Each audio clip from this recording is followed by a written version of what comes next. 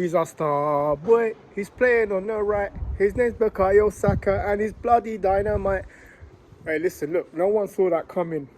After 30 minutes, it was sloppy, scrappy. We were falling into a trap where we were playing the game that Everton wanted us to play.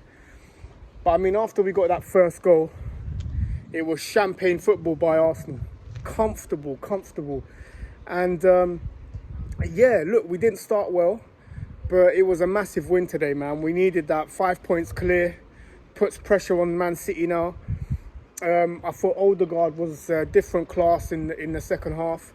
I thought our star boy Bukayo, opening goal. What a strike, man. From a tight angle, top right-hand corner on Pickford's near post. And yeah, really comfortable in the end. In all honesty, we could have scored more. And look, revenge is a dish best served cold.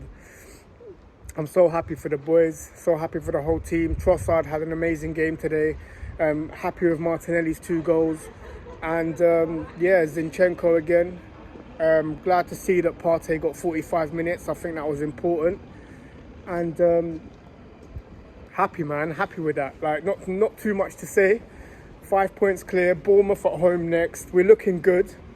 We've got our mojo back.